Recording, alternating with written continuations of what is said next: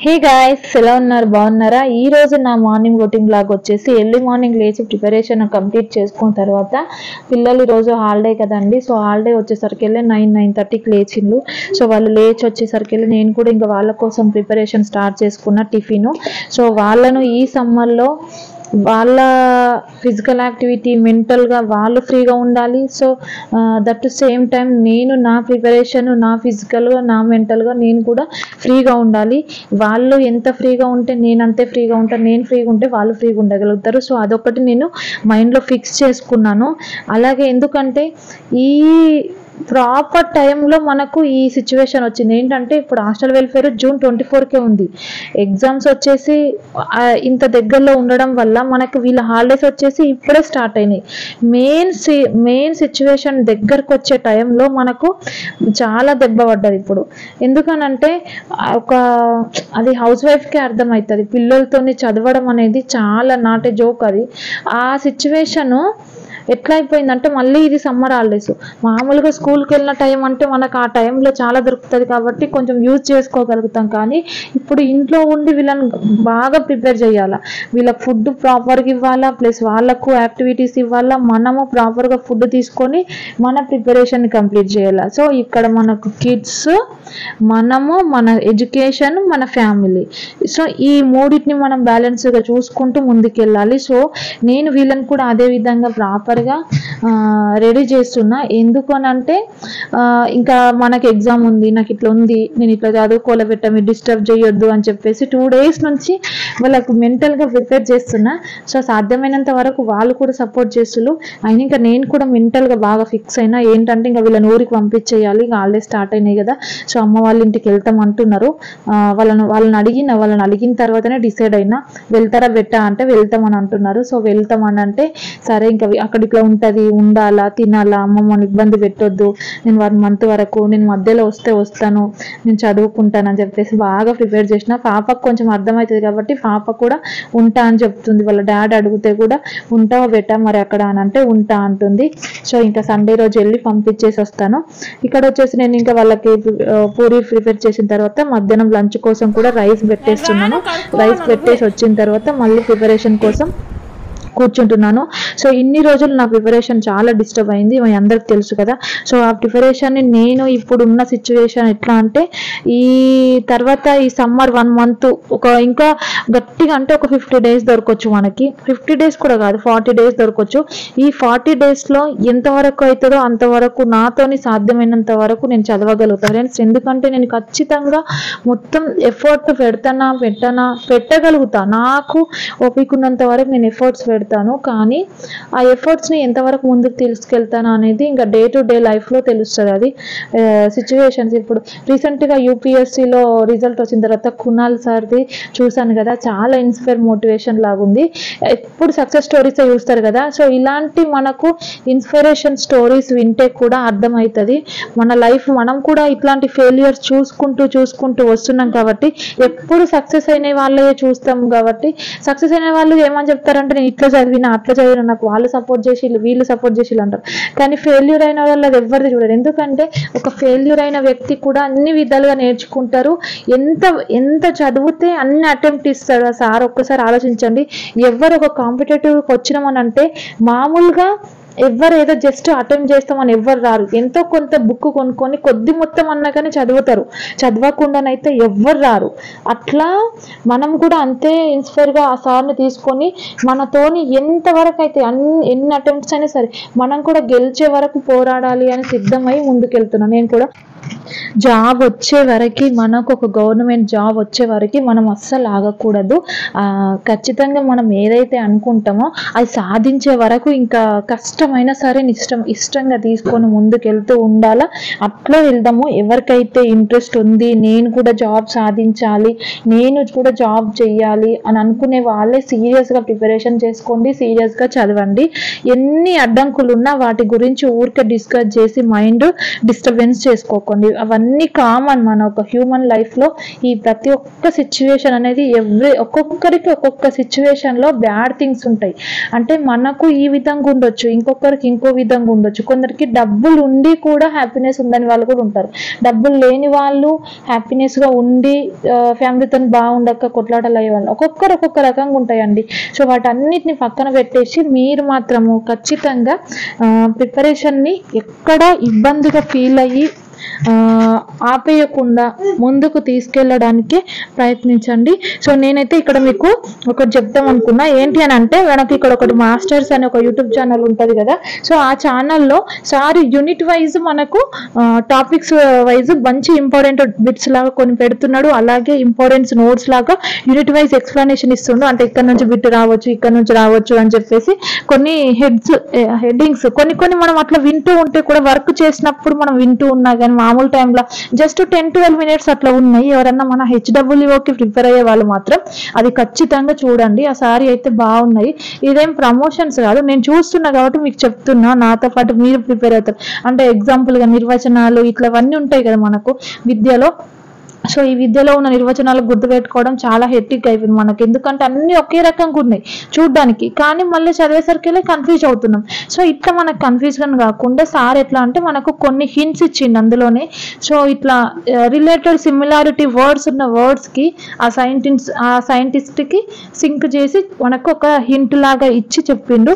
So ఎవరన్నా చూసుకోవాలని అనుకుంటే ఒకసారి ఆ మాస్టర్స్ యూట్యూబ్ ఛానల్ అని చెప్పేసి సార్ దాంట్లో చూడండి, బాగున్నాయి. మన HWO ప్రిపేర్ అయ్యే వాళ్ళు అయితే. సో ఇలా నేను మార్నింగ్ సెక్షన్లో నేను ఒక 9th యూనిట్ని కొంచెం ప్రిపరేషన్ కంప్లీట్ చేసుకున్నాను. తర్వాత ఆఫ్టర్నూన్ 12:30-1 అవుతుంది ఇక్కడ. అప్పుడు వీళ్ళకి మళ్ళీ లంచ్కు నేను రైస్ పెట్టి ఇంకా కలిపి ఇద్దరికి ఇద్దామని చెప్పి తినండి అని చెప్పేసి ఇచ్చి వచ్చి కూర్చున్నాను కొద్దిసేపు ప్రిపరేషన్కి. కానీ వాళ్ళు తినడం మట్టుకు ఒక 1.5 hour అయింది. అయినా సరే టైం టేకింగ్ తీసుకున్నా సరే ఎట్లన్నా కానీ వాళ్ళకి అలవాటు కావాలా అని చెప్పేసి కొద్దిసేపు నచ్చ చెప్తున్నాను. అయినా వాళ్ళు కొద్దిసేపు తింటున్నారు, కొద్దిసేపు చూస్తుండు, ఆగుతుండు, అక్కడ పోతుండు, ఇక్కడ వాడికి ఏంటంటే ఇంకా ఎవరైతే ఫస్ట్గా తింటారో వాళ్ళనే ఊరికి తీసుకెళ్తే వాళ్ళకే చాక్లెట్ ఇస్తా అని చెప్తున్నా. అయినా కానీ కొద్దిసేపు ట్రై చేసిళ్ళు, వాళ్ళ వల్ల కాలేదు. ఇక నేను ప్రిపరేషన్కి మళ్ళీ కూర్చున్నా, ఇంకెంతసేపు అన్నా వాళ్ళు తినని అని చెప్పేసి. సో నేను ఇన్ని డేస్ అయితే అంతకుముందు నేను 4th యూనిట్ వరకు వచ్చి ఆగిపోయినా కదా. సో 4th, 5th, 6th అవన్నీ వదిలేసి ఇంకా నేను డైరెక్ట్ ఫస్ట్ 9th, 8th ఒకసారి చూసుకున్నాను. అది అసలు ఎప్పుడు చూడలేదు నేను. అంటే విన్నాను క్లాసెస్, జస్ట్ మామూలుగా విన్నాను. ఒకసారి మళ్ళీ బుక్స్లో ఎట్లా ఉంది టాపిక్, ఏ విధంగా NCF ఇవన్నీ ఉన్నాయి ఇందులో 9th యూనిట్లో. సో వీటన్నిటిని ఒకసారి రిమైండ్ చేసుకుంటే ఇంకా ఈజీ అవుతుంది కదా తర్వాత సెకండ్ టైం అని చెప్పేసి అని అనుకుంటున్నాను. ఇంకా వీళ్ళను నేను సండే వెళ్ళి మండే ఇంటికి వస్తాను మళ్ళీ రిటర్న్. సో పంపించిన తర్వాత నేను ఇంకా ఎన్ని అవర్స్ కూర్చోవాలా, ఎట్లా కూర్చోవాలా అనేది నేను డే టు డే లైఫ్ అనేది నేను మీకు నా వీడియోస్ కూడా షేర్ చేసుకుంటాను. నేను హౌస్ వైఫ్స్కి ఒకటే చెప్తా ఫ్రెండ్స్, ఖచ్చితంగా మనము ఇంతవరకు పోరాడుతున్నామనంటే మనలో ఏదో ఉంది సాధించేది. ఖచ్చితంగా నేనే ఫిక్స్ అయినట్లా. ఎందుకంటే ఎవరు మామూలుగా ఒక ప్రిపరేషన్కు దిగిండ్లు చదువుతున్నారు అని అంటే ఏదైనా సాధించాలి అని తపన ఉంటేనే వస్తారు. అట్లా మీరు ఖచ్చితంగా ఇక్కడి వరకు వచ్చిండ్రు అని అంటే మళ్ళీ ఇక్కడ దీన్ని మీరు నెగ్లిజెన్స్ చేసుకోకుండా మీకు ఎవరైనా సపోర్ట్ ఇచ్చే వాళ్ళు ఉంటే మాత్రం మీరు తీసుకోండి. ఇప్పుడు మాకంటే ఇక్కడికి వచ్చి సపోర్ట్ ఇచ్చే వాళ్ళు ఎవరు లేరు. సో కాబట్టి నేను ఇంకా ఎవరిని సపోర్ట్ అడగడానికి కూడా లేదు నాకు. వాళ్ళు ఇక్కడికి వచ్చి సిటీలో ఉండి మాతో పాటు స్పెండ్ చేసే పిల్లల్ని చూసుకునేంత కెపాసిటీ వాళ్ళకి లేదు, ఉండరు కూడా ఇక్కడ.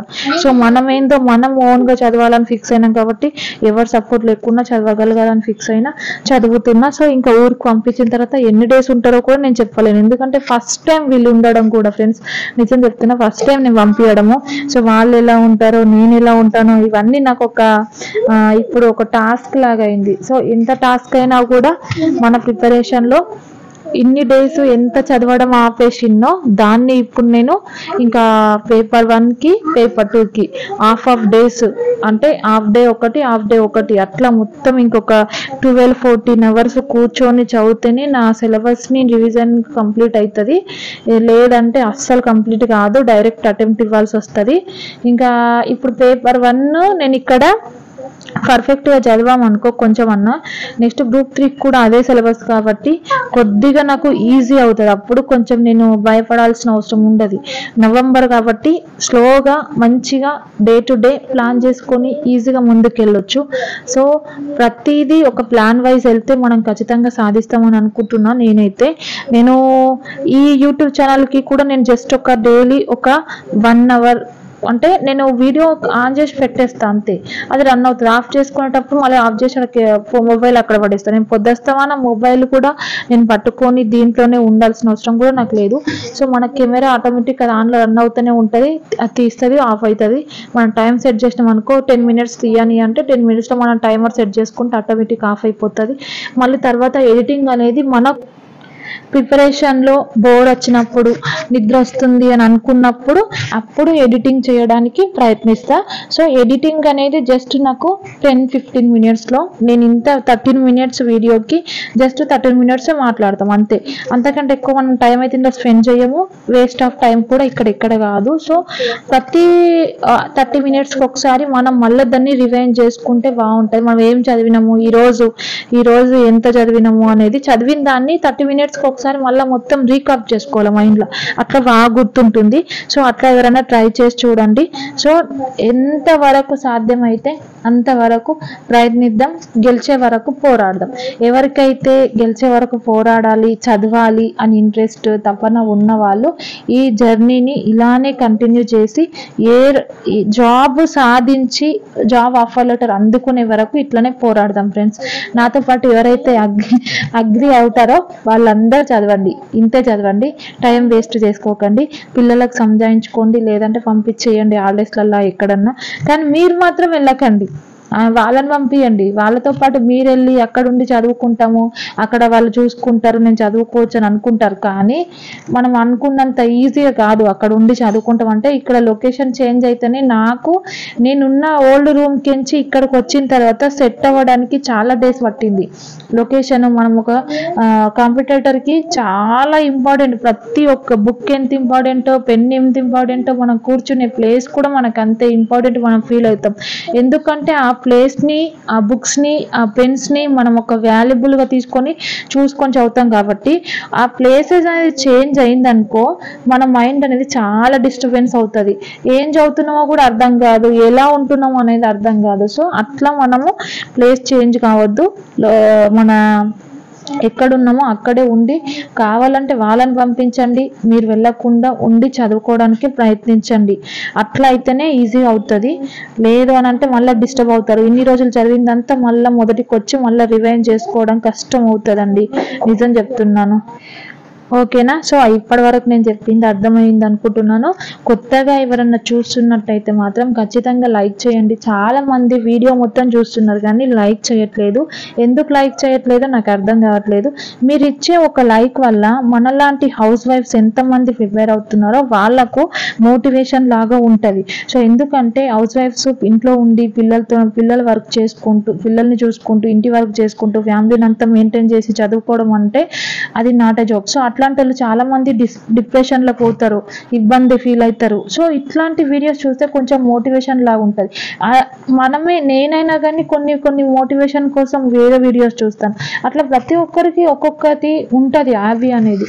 సో అట్లా మీకు తెలిసిన వాళ్ళకు కూడా ఖచ్చితంగా షేర్ చేయండి. మీరు లైక్ చేయడం వల్ల చాలా మందికి రీచ్ అయినది వస్తుంది అన్నట్టు. అట్లా ఎవరైతే చదవడానికి ఇంట్రెస్ట్ చూపించారో వాళ్ళకు కూడా కొంచెం ఒక యూస్ఫుల్గా, అరే నేను కూడా చదవాలి అనే తపన అనేది వాళ్ళలో వస్తుందని నా అభిప్రాయం అంతే. ఓకేనా? ఖచ్చితంగా ఈసారి లైక్ చేయండి, షేర్ చేయండి, అలాగే సబ్స్క్రైబ్ చేసుకొని పక్కనే ఉన్న బెల్ బటన్ ప్రెస్ చేయడం వల్ల నేను పెట్టే ప్రతి ఒక్క వీడియో మీకు వస్తుంది. ఓకేనా friends? Thank you for watching videos. For more support.